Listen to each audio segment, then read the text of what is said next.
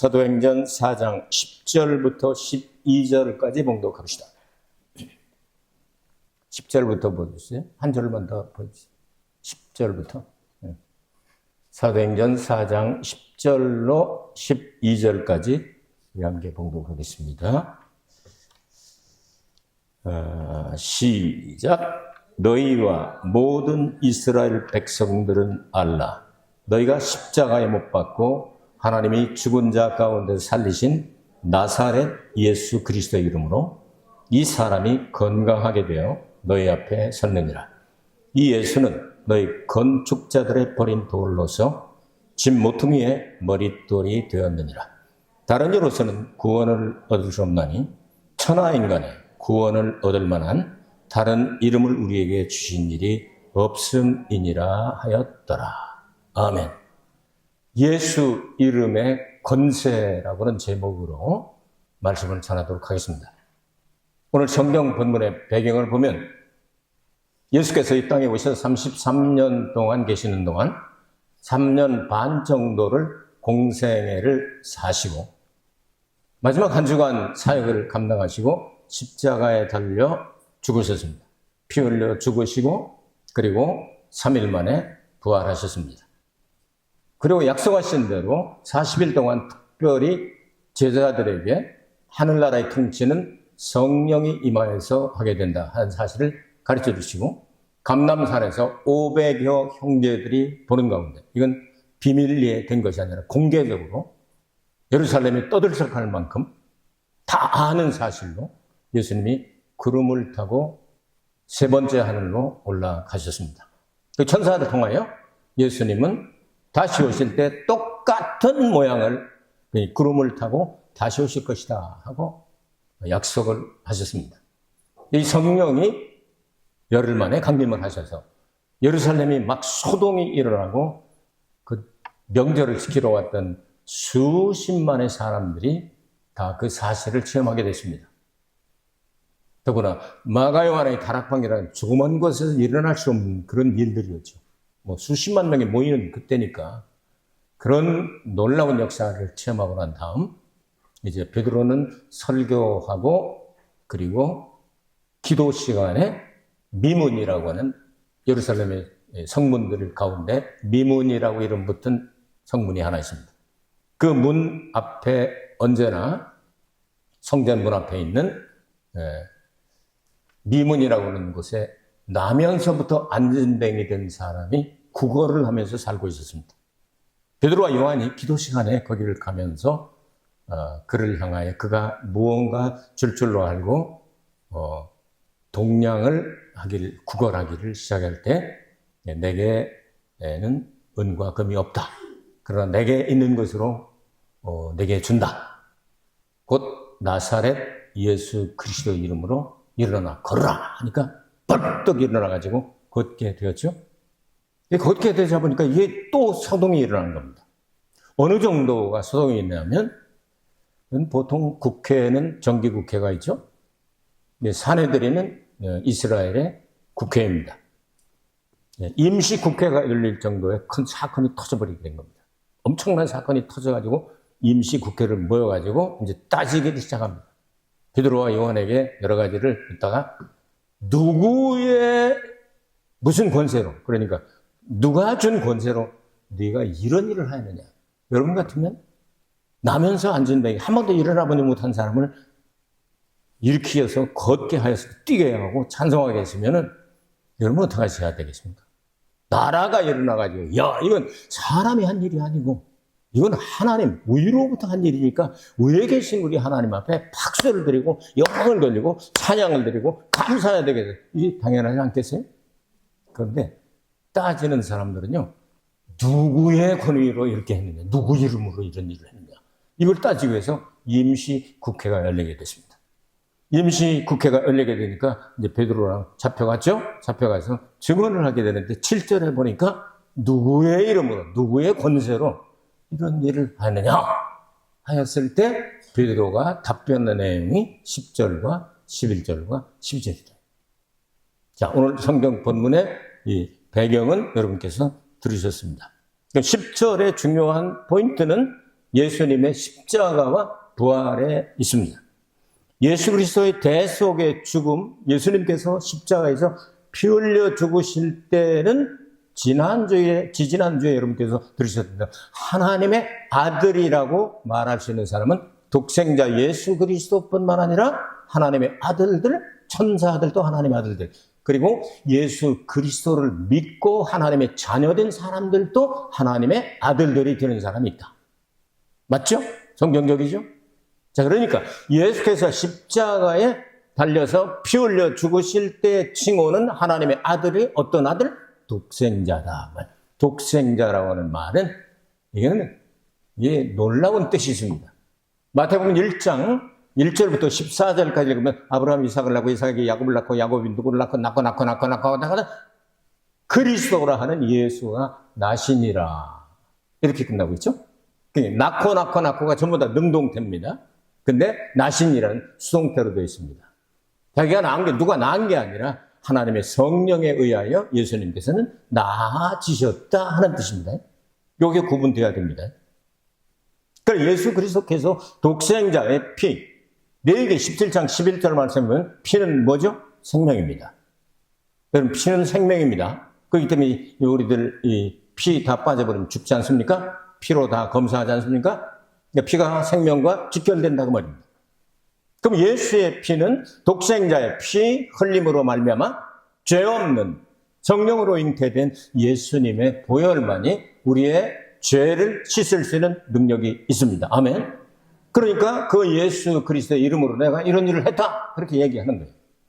그럼 예수 그리스도의 이름으로 이런 일을 하였는데 예수 그리스도를 너희들이 못 박아 죽였지 않냐? 국회에 지금 막 증언하는 겁니다. 따지고 드는 겁니다. 법사위 무슨 의원에 나와가지고 막 질문하고 말 잘 듣는 사람, 이 구치판치 센 사람들 막 얘기하고 하는데 이런 일이 다. 그럼 너희들이 십자가에 못 박아 죽인 독생자라는 뜻 가운데는 바로 영원히 하나밖에 안 계신 그분이 이 땅에 나아지셨다는 뜻입니다. 독생자죠. 그러니까 홀로 독자에다가 날생자. 홀로 나신 영원히 혼자이십니다. 근데 오늘 그 다음 성경 구절은 하나님이 그를 살리셨도다 했습니다. 예수님께서 3일 동안 되니까 아이고 잘 쉬었다, 일어나자 하고 일어난 게 아니고 하나님이 능력으로 그를 살리셨도다. 그래서 언제나 수동태로 기록을 합니다. 살림을 당하셨도다. 그러니까 하나님이 독생자를 살리셨도다. 이거 중요한 내용이에요. 부활이라고 하는 내용이죠. 부활하게 될 때 예수 그리스도께서 부활하실 때 이것을 부활의 첫 번째, 죽은 자 가운데 뭐라고 그러죠? 첫 열매라고 한다. 자, 부활의 첫 열매는 누구죠? 예수님입니다. 답변할 줄 알아야 돼요. 부활의 첫 열매는 누굽니까? 예수님입니다. 그러면 고린도전서 15장을 읽어보면 부활의 순서가 쫙 나오는데 첫 번째는 예수님이 첫 열매가 되셨고 그 다음 두 번째 부활할 때는 예수님에게 붙어있는 성도의 부활이 있을 것이다. 아멘? 여러분 그때 부활하게 되시기를 주의 이름으로 축복합니다. 그때 안 일어나면 아주 영원히 골치 아픈 사람들인 거예요. 그리고 천년왕국이 끝나고 난 다음 그 다음은 나중이니에서 세 번째 부활이 있다.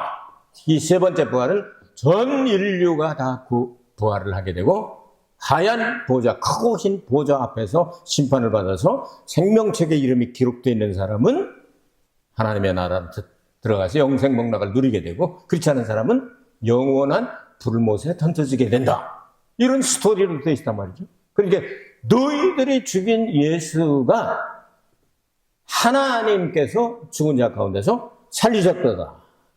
그 이름이 누구냐? 나사렛. 너희들이 나사렛을 알길 무지개 알잖아.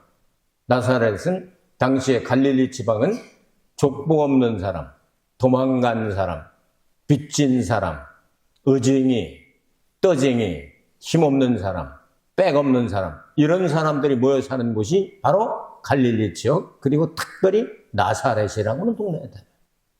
그래서 성경에서는 이 예수님이 제자된 나다나엘도 얘기를 했습니다. 나사렛 예수를 우리가 만났다. 그분이 진짜 메시아다. 그러니까 나사렛에서 무슨 선한 것이 나올 수가 있겠느냐. 이럴 정도예요. 그러니까 나사렛을 알기를 우습게 하는 거기다가 나사렛을 쫙 붙여서 세상으로 말하면 정말 좋은 동네. 그리고 일본어로 말하면 불악과 같은, 옛날에 불악이라는 공동체가 있잖아요. 사람 취급하지 않는 그런 곳. 그 나사렛에서 나온 예수 그리스도의 이름으로 했단 말이야. 이렇게 답변하는 거예요. 누구의 권위로 했냐? 나사렛 예수의 이름으로 내 권위로 이렇게 했다. 그러면서 아주 중요한 말씀을 하게 되는데, 너희들이 모퉁이의 머릿돌이 되시게 하시는데, 하나님께서는 예수는 너희 건축자들이 버린 돌로서 진모퉁이의 머릿돌이 되셨느니라. 건축자. 그러니까 유대인들이, 이스라엘 사람들이 예수님을 쓸모없는 돌이라고 버렸는데, 그것은 우주 만물, 특별히 거룩한 성 새 예루살렘의 기초석이 12사도회라면 그 머리는 예수님. 그래서 머릿돌이 되셨느니라. 이런 거죠. 여러분, 돌멩이 하면 뭘 생각이 납니까? 아, 산에도 많다. 강에도 많다. 숫자가 많다. 근데 돌멩이는 오래 갑니다. 그래서 모든 나라 어느 나라를 가보든지 여러분, 무덤에 비석을 세울 때는 뭘로 하죠? 철판 갖다 깎아 놓습니까? 대부분 돌입니다. 왜냐하면 돌로 새깁니다. 오래 가기 때문입니다.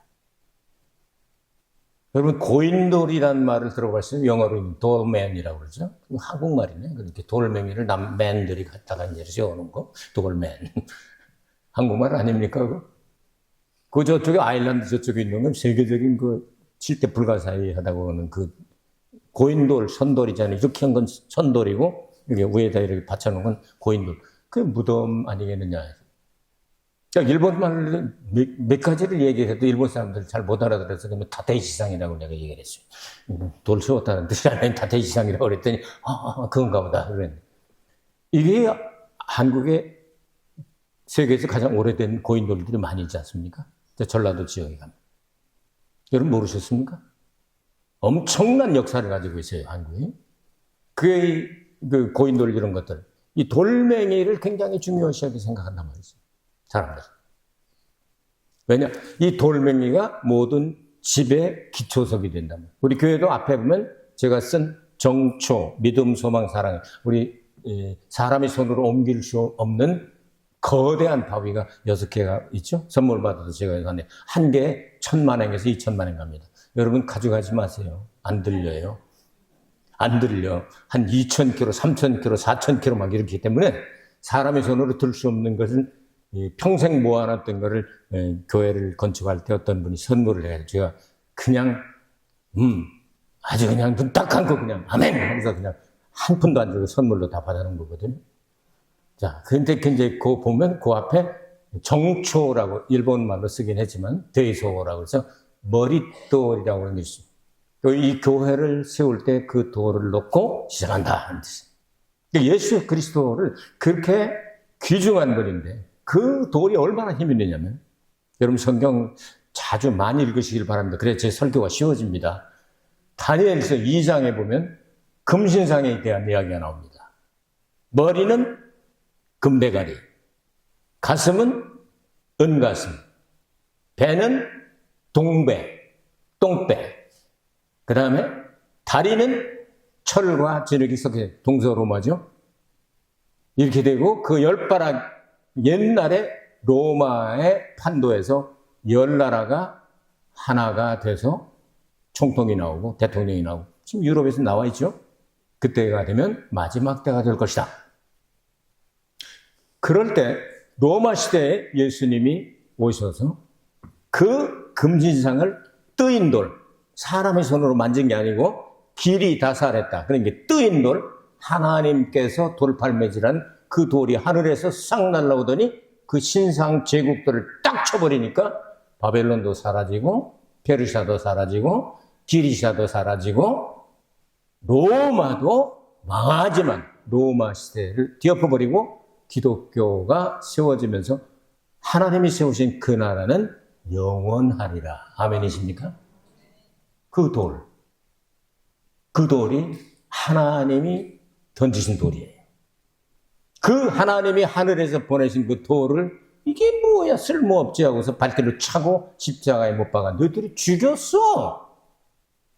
그런데 하나님께서는 교회의 머릿돌이 되게 하셔서 교회를 세우시면서 너희들이 배척하니까 이방인에게로 복음이 나간다. 그것이 로마서 9장에서부터 11장까지예요. 그 11장에 보면 이방인의 충만한 숫자가 꽉 차게 되면 이스라엘 사람들이 저것들 봐라. 우리의 복음을 가지고 저렇게 은혜와 축복을 받는 걸 보니까 이게 성질나네. 그래 아주 점잖은 표현으로는 시기 나게 하셔서 시기심을 불러일으키셔가지고 우리가 버린 돌을 가지고도 저렇게 복을 받는데 우리가 예수 믿으면 엄청나게 복을 받게 될 것 같다 해가지고 국민적으로 거국적으로 예수는 메시아다 하는 때가 마지막 때다. 바울은 그렇게 말했습니다. 이 비밀까지 알고 하나님의 비밀이여 크도다 깊도다 높도다 이 뭐 찬양을 하고 11장이 끝나고 12장은 다른 주제로 가지 않습니까? 자, 이런 돌이 예수 그리스도란 말이에요. 자, 이것을 이루게 하기 위해서 하나님은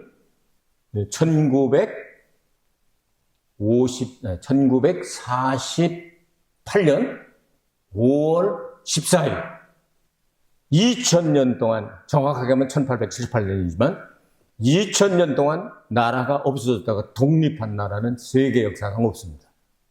이스라엘이 딱 세계 무대에 대도를 하게 되는 거예요. 그리고 몰려오기 시작을 하는데 지금은 이제 국내에 600만 명 그리고 해외에 600만 명, 약 1200만 명의 유대인들이 모이게 되었죠. 자, 그들이 성경대로 되는구나, 그렇구나 하고 모든 고고와 AI까지 다 해가지고 뒤져가지고 옛날에 솔로몬의 성전터를 다 찾아내고 모든 걸 다 찾아서 여러분 몇 달 전에 민수기 19장에 나오는 붉은 송아지로 하나님 앞에 속죄 제사를 드리는 제사를 드렸죠. 그런데 그들이 AI고 전부 동원을 해가지고 모든 걸 다 찾아내는데 한 가지를 못 찾았어요. 뭘까? 하나님의 언약궤죠. 예레미야서 3장 16절 17절에 보면 너희들 언약궤를 그리워하지도 않고 다시 만들지 못할 것이다. 하나님이 감춰 놓으셨단 말이에요. 근데 그거 찾으려고 혈안이 되어 있는 거예요.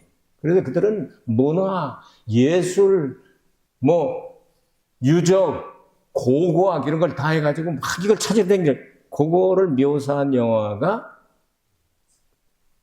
법궤를 찾아서 레이더스죠. 응? 이걸 가지고 막 다니면서 막. 근데 어디 있는지 지금까지도 찾지를 못하고. 그거 찾으면 이건 먼저 이제 세상이 끝나게 되겠죠. 예수님 오실 날이 그만큼 가까워졌단 말이에요. 그 너희들이 버린 돌이 이방인은 교회의 머릿돌이 되십니다. 그 교회는 예수님의 신부죠. 다른 말로 하면 어린 양의 아내죠. 또 다른 말이 뭐죠? 하나? 여러분 계속 여러분 알 때까지나 이게 중요하기 때문에 성경 전체가 그걸 중심으로 기록이 되어 있으니까 알 때까지는 계속 할 테니까 새 예루살렘이라고 한다. 그 기초석은 12사도요. 거기에 12문이 있는데 전부 다 진주로 되어 있다. 모든 보석들은 하나님께서 만드신 그대로 자연으로 나오지만 진주는 생겨서 나오는 게 아니고 아피큘레라고 하는 이 쓰리고 아픈 고통스러운 찢어진 고통을 통해서 눈물을 통해서 나와요. 그래서 서양 사람들은 딸이 시집갈 때 진주는 눈물과 같다. 너 많이 눈물 흘리게 될 거야 하고 진주를 반드시 선물합니다. 알고서 여러분 딸 시집보낼 때 진주 주시기 바랍니다.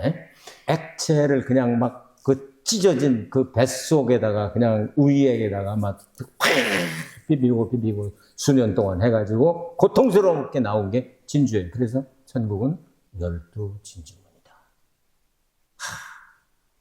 이런 성경 내용을 알면서 읽으면 재미가 있어지는 거예요. 막, 그렇구나. 그렇구나. 이런 엄청난 기초석, 이 모퉁이, 머릿돌, 그 예수님을 너희들이 버렸잖아. 지금 얘기하는 거야. 뭐, 미래까지 전부 간단하지만 설교를 쭉 하는 거야. 그러면서 12절 나오게 되는 거예요. 그러니까 다른 이로서는 구원을 얻을 수 없나니 천하 인간의 구원을 얻을 만한 다른 이름을 우리에게 주신 일이 없음이니라 하였다. 절대로 없다. 다른 이름을 주신 적이 없다. 예수라는 이름밖에는 오직 예수. 그럼 예수가 어떤 뜻이냐? 마태복음 1장 21절에 보면 예수에 대한 설명이 나오죠. 임마누엘이 할 것이다. 예수라 하라. 그건 자기 백성을 죄에서 구원하실 자다 한 뜻입니다. 예수는 만민을 구원한다는 뜻이 아닙니다. 자기 백성을 죄에서 구원하실 자다. 아시겠죠? 예수. 그럼 예수는 어디서부터 왔나? 여호와에서부터 왔죠. 여호와는 어떤 뜻입니까? 출애굽기 3장 14절에 보면 나는 여호와라. 그렇게 말씀하셨어요. 그 이름이 바로 여호와는 나는 스스로 있는 자다 번역을 했지만 예후웨, 야셀 예후웨. 그 말은 그 뜻을 설명하기를 예레미야 33장 2절에 이 일을 행하는 여호와, 그 일을 지어서 성취하시는 여호와가 그것이 내 이름이다. 그러니까 이름을 뜻을 풀었는데 그러면 야후웨 이 일을 지어서 그러니까 모든 우주 만물 모든 것들을 시작하시니가 완성하신다 하는데 이 일을 지었을 때 그 여성명사를 사용했어요. 마태복음 16장 16절에서부터 20절까지 보면 예수님께서 제자들을 3년 반 동안 가르치고 수학여행을 어디로 가냐면 북쪽에 가이사랴 빌립보로 갑니다. 가이사랴 빌립보. 이 발음을 잘해야 되죠. 시골 가서 어떤 거 이러니까 아이고 예수님도 개고기 잡수셨나 봐. 가이사랴 빌립보에 가셨대. 이런 할머니가 시골에 계셨다고 그래요. 이거 진짜인지 아닌지 제가 확인은 못하겠지만 하여튼 가이사랴 빌립보에 가셨대. 이렇게 했대. 가이사랴 빌립보쯤은 이스라엘 제일 북쪽이죠.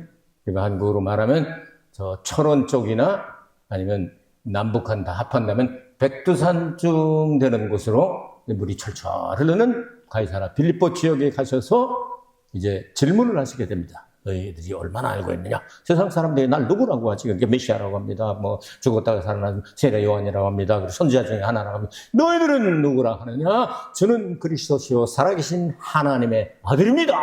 누가 얘기했죠? 베드로죠. 베드로가 얘기했는데 바요나 시몬아 보기도다 이걸 내게 알겠느냐는 사람이 아니다. 하나님께서 알려주셨구나 하면서 복을 주시게 되는데 내가 베드로라고 한다고 했지? 요한복음 1장에 나오죠? 너 이름은 장차 개발하리라. 세파스. 이 말은 베드로라는 뜻이에요. 그러니까 반석이 되게 하리라 했는데 근데 반석은 여러분 성경 보면 한번 제가 설교를 했죠? 반석 조각을 얘기합니다. 페트로스. 남성 명사입니다. 남성 명사로 페트로스. 넌 반석 쪼가리인데 이 12사도가 다 합심해서 하나가 되면 그것이 반석이 될 것이다. 이 반석은 여성 명사입니다. 교회를 얘기하죠. 그 후에 교회를 세우게 되죠. 그걸 페트라라고 합니다. 페트라라는 말 들어보신 적 있나 모르겠네요. 페트라. 페트로스하고 페트라하고는 다릅니다. 근데 반석 조각이냐? 반석 전체냐? 이 반석 전체가 되었을 때 내가 내 교회를 페트라 위에다 세우겠다. 그럼 음부의 권세가 이기지 못하리라. 할렐루야. 음부의 권세는 죽음의 권세, 사탄의 권세, 흑암의 권세죠. 이게 이기지 못하는 놀라운 부활의 능력이 있습니다. 그게 예수님 부활하시는 거 아니에요? 이런 놀라운 역사를 말씀하고 있는 거예요. 이걸 가르쳐 주셨어요?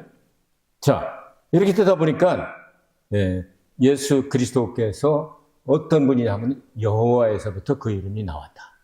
하나님께서 자기 백성을 구원하실 자니까 하나님이 하시는 일이 바로 그 일이잖아요.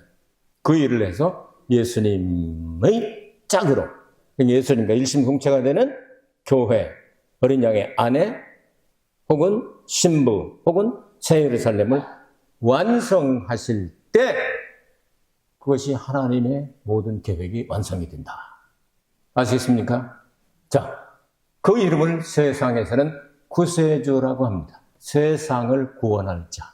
근데 이 세상에서 자기 백성을 구원할 자라는 뜻이죠.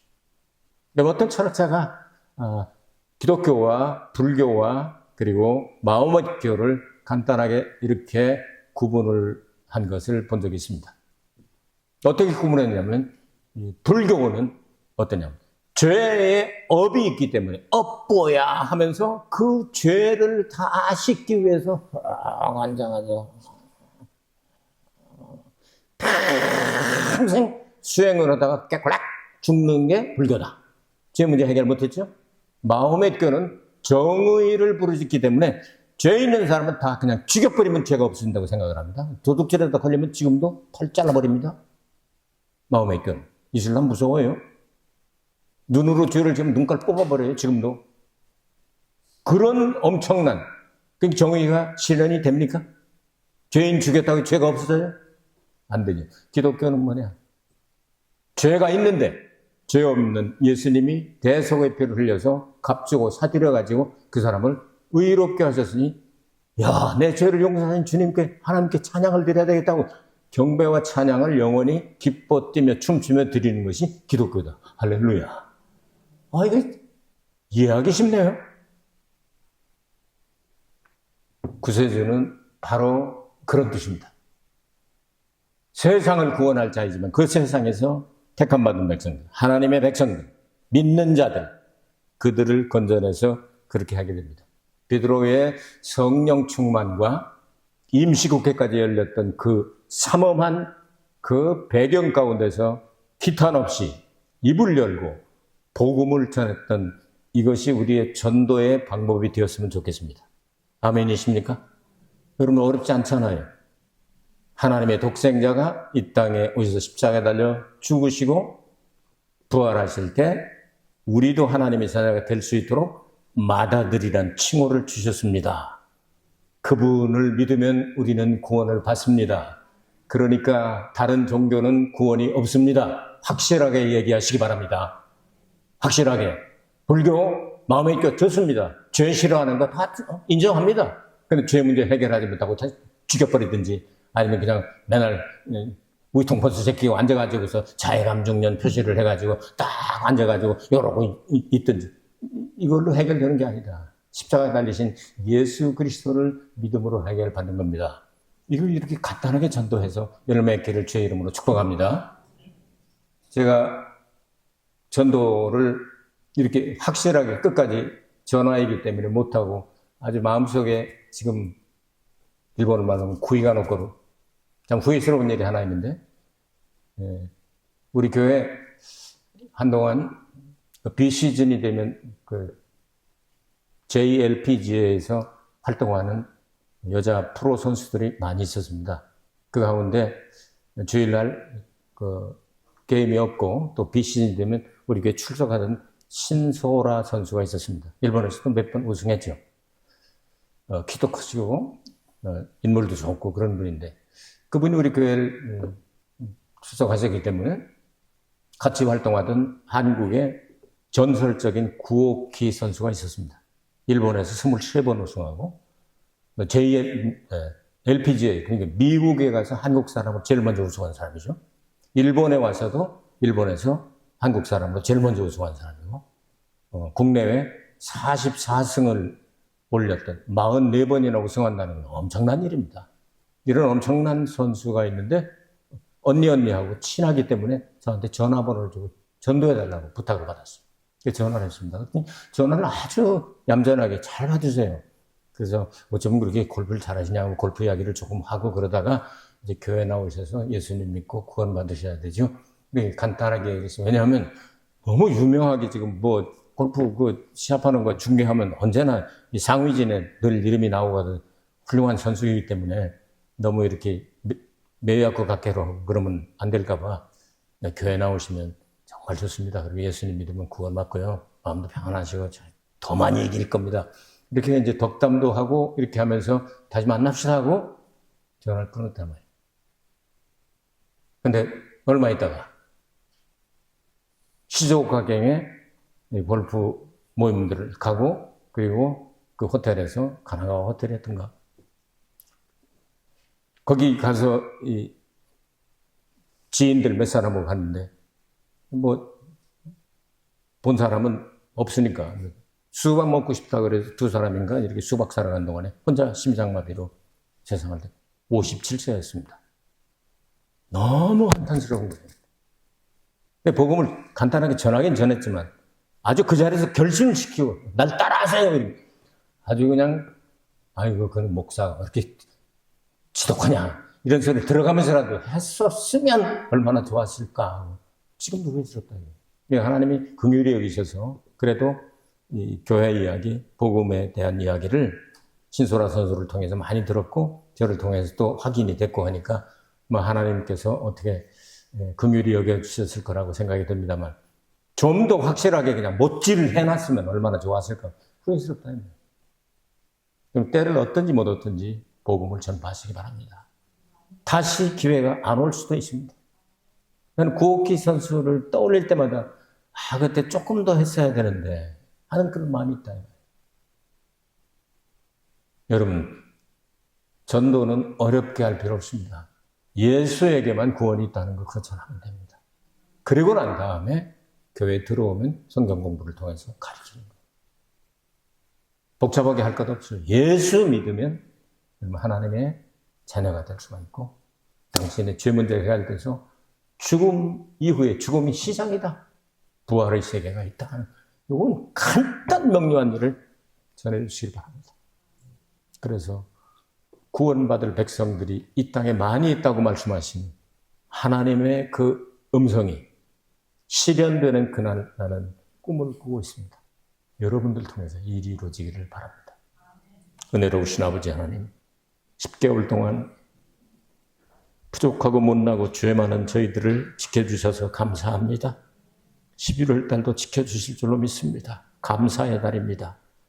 감사가 넘치는 11월 달이 되게 하옵소서. 예수 그리스도 이름으로 기도하옵나이다. 아멘. 스토너 하다라키 연쇼 11節 12節をお読みいたしましょう。使徒の働き第4章11節12節をお読みいたしましょう。それでは一緒にお読みいたしましょう。せーの。あなたがまた家を建てる者たちに捨てられた石が石の石となった。というのはこの方のことです。この方以外には誰に言っても救いはありません。天の下でこの皆の他に私たちが救われるべき名は人に与えられていないからです。アーメン。この御言葉を信じますか？本当にこの御言葉を大好きな御言葉が入ってますね。12節。この御言葉を全世界にですね、多くの人たちが非常に愛をする、暗唱する。このようなところでありますけれども、イエス・キリストの名前以外には救いはありませんよ。もちろん宗教間の対話は可能ですけれども、救いはどこにでもあるという考えがあれば、それは絶対ダメです。このようなことは世界的に今大きな問題になっているんですけれども、イエス・キリストの皆の権威について話したいと思います。聖霊のバプテスマが授けられました。その前にイエス・キリストが死んで葬られ、また3日目に蘇らされ、そして40日間、聖霊によって神様が統治をなさる、治める国について教えてくださいました。そしてイエス・キリストは40日後、昇天されて10日後に聖霊を送ってくださいました。このことによってエルサレムは大きな騒動みたいなですね、大きな大騒ぎがありました。そしてペテロとヨハネが祈りの時間になりまして、この美しの門と言われる門がありますけれども、エルサレム聖殿ですね。その前でいつも生まれつきの足が利かない人が座っていて物乞いをしていったんですけれども、ペテロとヨハネが入りながら彼を見て、結局私は金もありますけれども、私が持っているのをあなたに与えたいです。ナザレイエスキリストの皆によって歩けと言ったら歩くようになりました。跳ねながら、ポンポン跳ねながら、歩きながら主を賛美した。そのことによってですね、聖霊のバプテスマが授けられたこのような大騒ぎのような騒ぎが起こりました。それで人たち、長老、またパリサイ人たち、またこの大祭司たち、政治家たち、みんなこれを構成されて72名、あるいは70名のサンヘドレンという人たちが集まってですね、この人たちを呼び寄せて、何の権威によって、この権威を誰が与えたのか、何の権威によってこの足苗を癒したのか。皆さんどうですか？生まれつきの足苗をナザレのイエス・キリストの皆によって歩くようにしたのだったら拍手するべきだ。これは人の技ではなく神の技だ。神様ありがとうね。こうしなければならないんですけども、問題を作る人たちはですね、癒しがあっても何があってもいいことがあってもですね、どうしても問題を作ってですね、イエス・キリストを信じることができないようにする目的を持っているんですね。だから、この国会のみたいなこの会議を開いて、何の権威によってこうやったのかといったときに答えた言葉が今日の言葉でありますね。さあ、7節でそのように質問して、10節から12節にですね、答えがありますけれども、10節の御言葉を先に見ましょうか。これはイエス・キリストの十字架と復活について話してますが、皆さん、またイスラエルのすべての人々もよく知ってください。この人が治ってあなた方の前に立っているのは、あなた方が十字架につけて、そして神が死者の中から蘇らされたナザレイエス・キリストの皆によるのです。これが答えです。何の権威によってこの足苗を癒したのかといったときに、ナザレイエス・キリストの皆によってこうやったんだ。このイエス・キリストはどなたであるか。それはあなた方が十字架につけて殺してしまった人だよ。しかし、このイエス・キリストは蘇らされた。神様が蘇らされた。イエス・キリストの十字架の苦しみと復活について話していますね。イエス・キリストは私たちの身代わりとなって、贖いの死を味わったんです。そのために、このように、人間の姿、人間のもうすべてのものを持って来られたんですけれども、イエス・キリストが流した血は、この血を一人子の血というんです。一人子。一人子というのは、神の一人子です。先週話しましたけれども、神の子はたくさんいますよ。天使たちも神の子というんです。また私たち救われた後に神の子と読みます。しかし、神様の御子は一人子だ。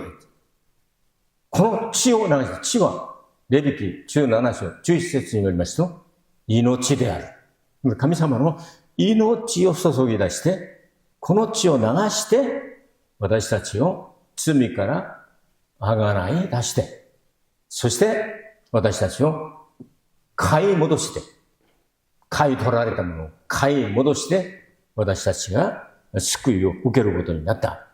この方をあなた方は殺したんじゃないか。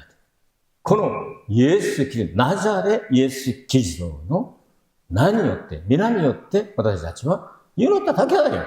そうするとこのようになったんだよ。このように答えたわけであります。それでイエス・キリストは神が蘇らされたイエスご自身が人間の姿を持ってこられたんだから、自力で蘇らされることはできない。だから蘇らされると。イエス・キリストが蘇るんじゃなくて、蘇らされると書いてある。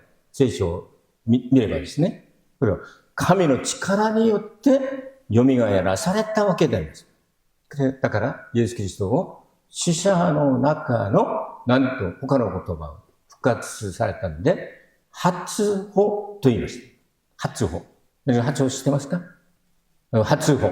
この初歩は、調子の意味とつながります。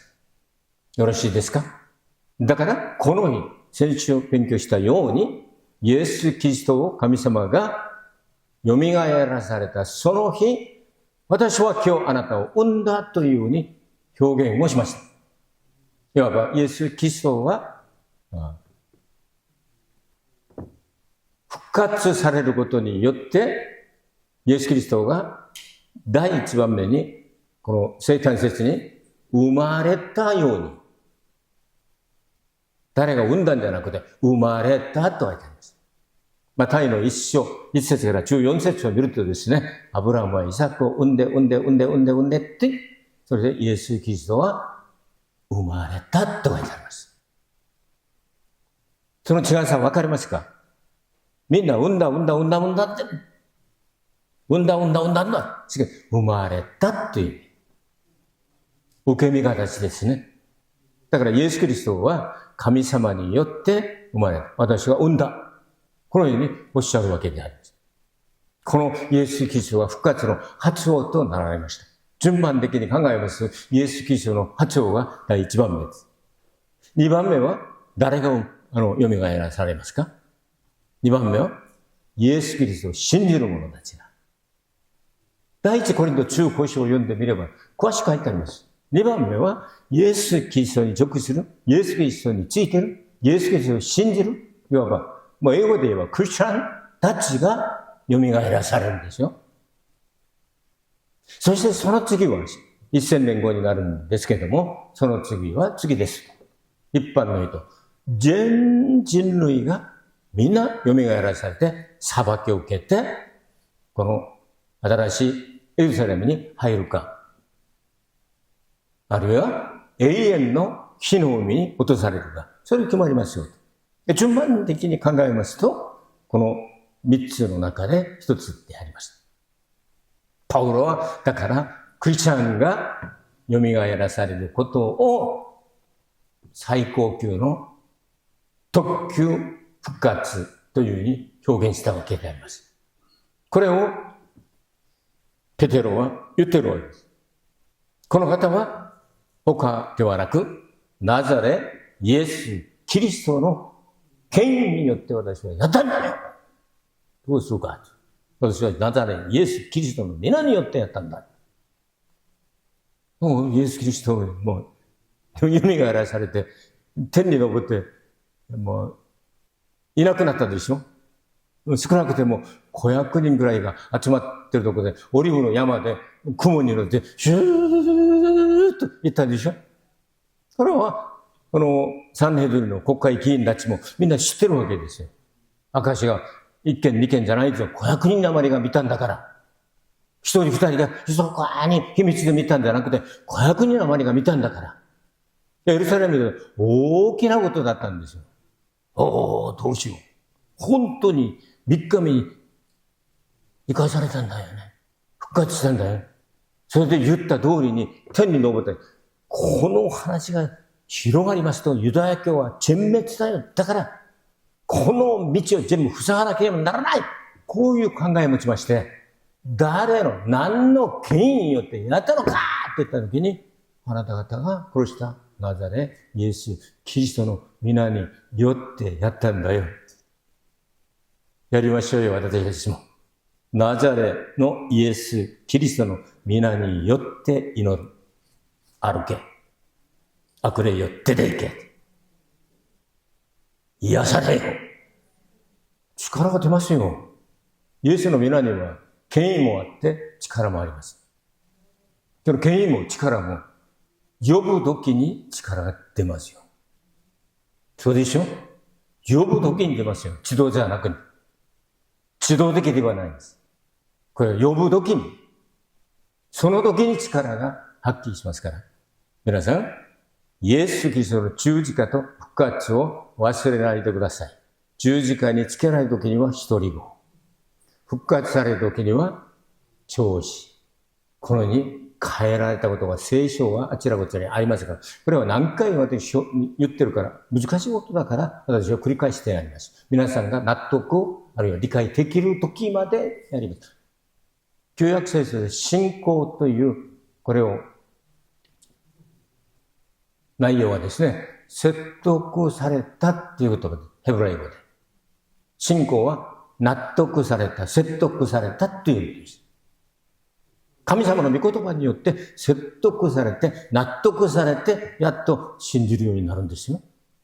このようになってるんだから、皆さん、イエス・キリストの十字架と復活、この二つのことは、聖書の根幹にもなりますから、忘れないでくださいね。ここで、神の子と呼ばれる一人子と長子の意味が入ってますよ。忘れませんように。2番目、11節ですが、これはですね、礎の石という言葉が出てますが、イスラエルが捨てちゃったって。昔から、これでも、7代不思議の中に入ると思いますけれども、アイランドかなんかに大きなこの、何個、ドルメン、聞いたことありますか？ドルメン。日本語でやったらもう、史跡も聞いたことないかな。大きな石で建てる。日本語で簡単にすれば、立石さんだ。立石さんだね。これドルメン。韓国語ですね。ドル、人がドルメン、ドルメンと言うんですよ。この考古学でね。これ大きな。人間の力によっては持ち上げることができない数千年前のことですから、このような石とか、非常に石は重要な意味をします。人が死んだら、どんな国に行ってもですね、墓石を作る。一番長く行きますから。わかりますか？墓地を作ったらもうね、墓石です。建てるんですよ。石が非常に重要な役割をしますね。石でなんか甲骨、文字を書いたりですね。いろいろなことを、壁画を書いたり。石でやれば長くいくんですね。このように石は人間の世界の中で非常に重要な役割をするんですけれども、家を建てるときにチップコーナーストーンと言われる礎の石ですね。この私たちの教会の一番前にもバリットルと書いてありますね。低層と書いてありますね。低層。これをこの家を建てるときに最初に置いた片隅の石を意味します。これから家ができ始まるんですね。で、イスラエルはこの礎の石、この石は人間の力によってできた石ではなく、神様が切り出された石です。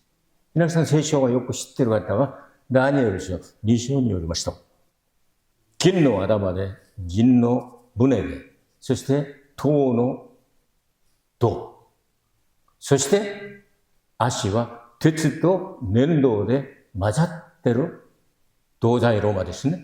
このような国が出来上がった時に、キリストがローマの時代にお前になるでしょ。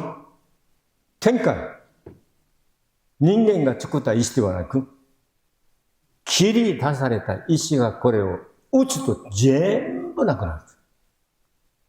バビロンも、ギリシャも、ペルシャも、ギリシャも、ローマも、全部いっぺんに粉々になるんですけれども、この礎の石になったキリスト教は永遠に続きますよ。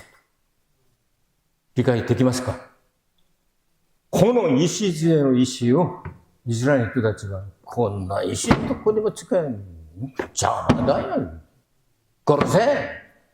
十字架につけろ。殺せ。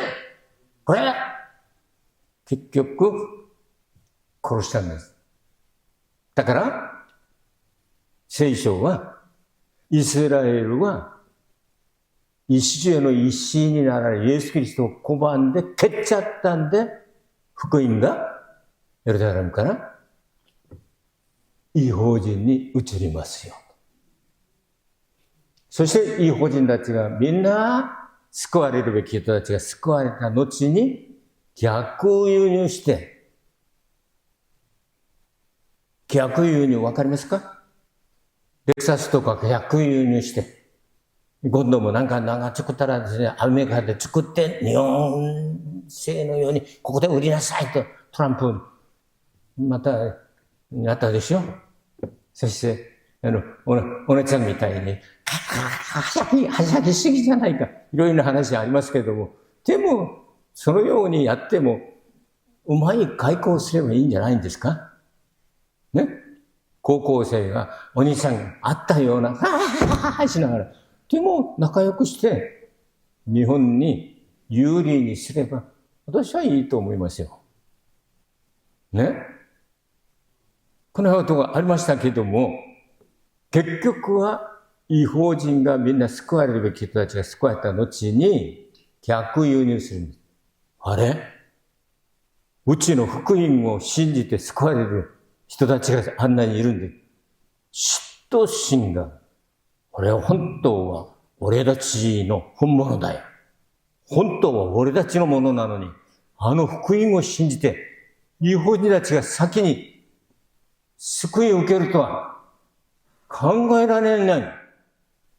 それで神様がローマ書9章から11章を読んでみれば、嫉妬心を起こして、妬みを起こして、異邦人も福音を信じて救われるのに、私たちはアブラハムの本物の子孫だから、信じればもっと祝福されるんじゃないって言ったら、そうだそうだって言って、イスラエルは挙極的に、国家的に、イエス・キリストをメシアとして認めるときに、イエス様が再臨しますよと。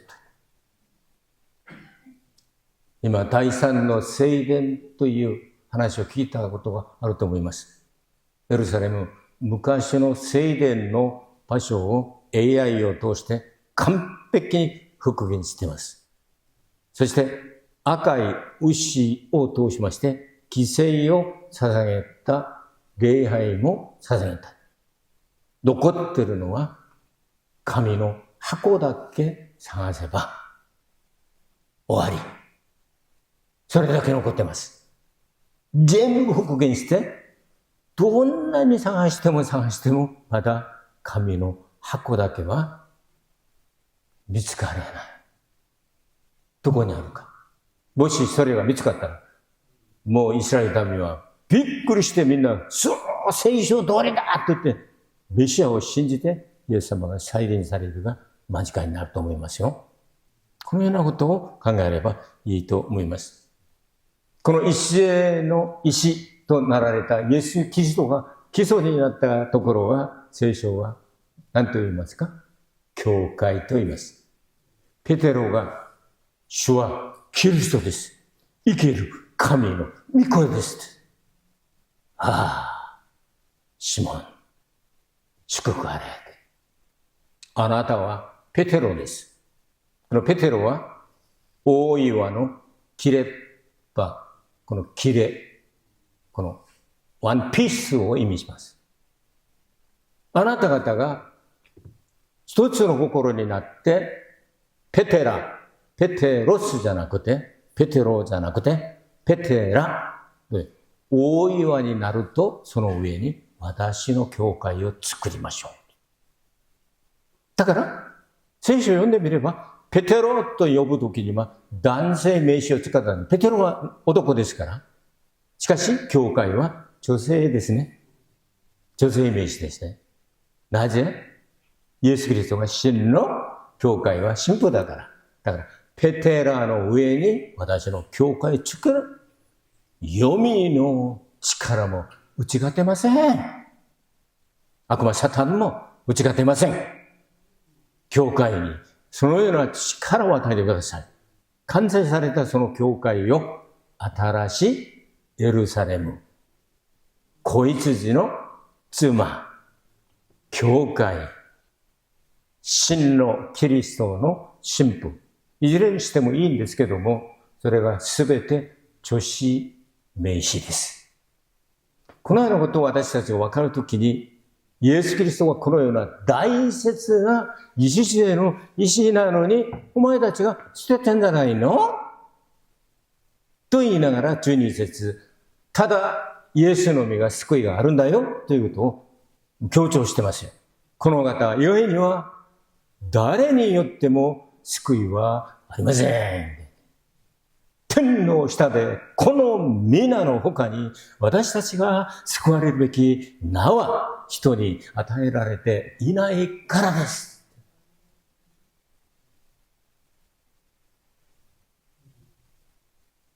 非常に大切な内容です。アメリカ人たちが英語を使うとNo other name but the name of Jesus。この言葉も本当にしょっちゅう使いますね。No other name but the name of Jesus。他の名前はないよ。イエス・キリストの名前だけだよ。という意味ですね。No other name but the name of Jesus。たくさん使いますよ。ここから出ました。だからイエス・キリスト以外には救いはないんだ。で、イエス・キリストの意味は何ですか？イエスの名前は。ご自分の民を罪から救い出すもの。これマタイの1章21節に書いてあるでしょ。ご自分の民を罪から救い出す方。これイエスの意味であります。と、イエスの意味が、ヤホワ、ヤホエから来ました。これは出エジプト3章14節と、エレミヤ書33章2節を参考にすれば、ヤホエは誰です？イエス・キリストの神父なる教会を始めて絶対に完成させる方。このような意味ですよ。意訳すれば。だから我々の聖書には私はある、私はある。このように書いてありますけれども、これを説明したのがエレミヤ書33章2節に説明があります。地を作った方、地を形作った方。このように翻訳したんですけれども、本来の本文には地という言葉がありません。そこからそれを作り、そして形作られた方。それに書いてある。これを助詞名詞と書いてある。もしかしたらそれが、新しいエルサレムを始めて完成させる方だな。私は気づきました。だから、イエス・キリストのみが救世主ですよ。この世間の話になります。救世主。世を救う方。世の中で全員が救われるか、そうじゃない。ご自分の民を罪から救い出す方。だから、イエス・キリストという。ある学者がですね、仏教とマホメット教とキリスト教をこのように3つで区別して、一理あるなというふうに考えたんですけれども、マホメット教は罪を犯した者を殺します。そして罪がなくなるんじゃないか。全部殺します。罪を起こしたら全部殺しますよ。盗んで発覚された腕を切っちゃいますよ。それがマホメット教。仏教は罪があれば生涯死ぬ時まで罪を悔い改めます。修行します。それ死んじゃいます。キリスト教はイエス・キリストの血潮の恩寵を信じて、私の罪をイエス・キリストに委ねて、私は義とされて、感謝を持って永遠に賛美と栄光を捧げる。区別つきますか？この福音を伝えましょうね。十数年前に、この日本に韓国から来たゴルフプロ女性たちがいっぱいいました。ゴルフが知っている方は名前言えばよくわかると思いますけども、まだこのオフシーズンになると、この試合がない時には、シン・ソーラー選手がうちの教会に出席しました。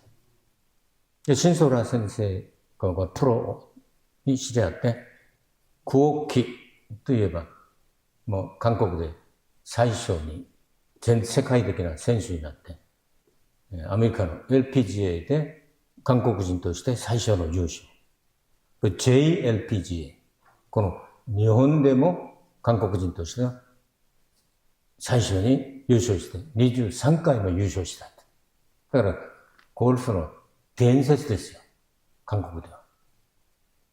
それでシン・ソーラン選手からクオッキー選手の電話番号を受けて電話をかけたんです。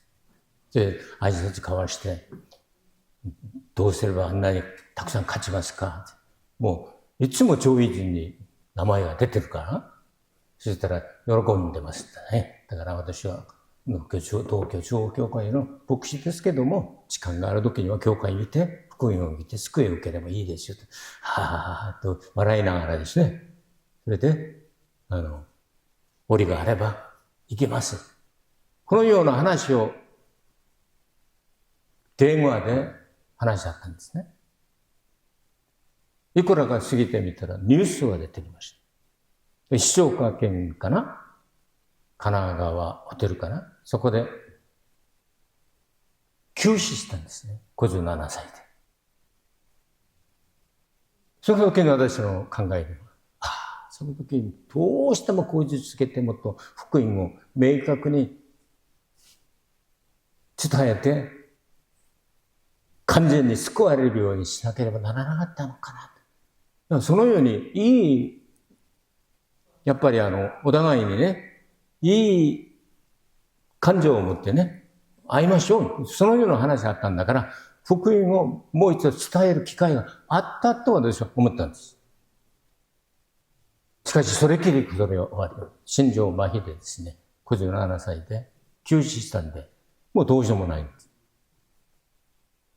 だから私たちは時が良くても悪くても、イエス・キリストの皆によってだけ救いがあるということを、はっきりした福音を伝えなければならないこと。学びましょうね。皆さん、明日はないです。明日生きる人のために明日がある。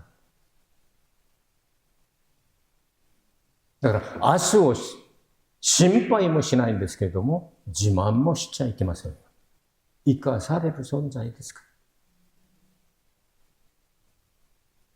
ら。だから、ゴルフとか、中継とか、ニュースを見るたびにです。クオッキー選手はいい感情を持って話し合ったんだから、でも教会またイエスを信じて一緒に行きましょう。その話をしたんだから、もしかしたら神様の国へ入ったかな、このような考えをしながら、もうちょっと突っ込んで、ちょっと厚かましくやり続ければよかった。次会うと思って私はちょっとね、遠慮したんですよ。日本人の兼用のやり方でね、ちょっと遠慮したのが、未だに心の中に悔いが残るんですよ。はっきりもうちょっと厚かましく、イエス・キリスト以外の救いはありませんよ。あなたはイエス・キリストを信じなければ地獄に落ちる。やればよかったな、というふうに思うたんびに浮かび上がりますね、その話。皆さん、イエス・キリスト以外には救いがありませんよ。その権威を持って出ていってください。そして悪霊を追い出してください。癒しを行ってくださいよ。また救いを受けるように、罪が許されるように祈ってあげてください。これが伝道です。主なる神様、ありがとうございました。11月、第1週目、聖餐の日に預かる素晴らしい神様の恵みの一箇所を分かち合うことができ、ありがとうございます。私たちはイエス・キリストの皆の権威をもって、いつでもどこでも福音を伝えることができる祝福を与えてください。イエス・キリストの皆によってお祈りいたします。アーメン。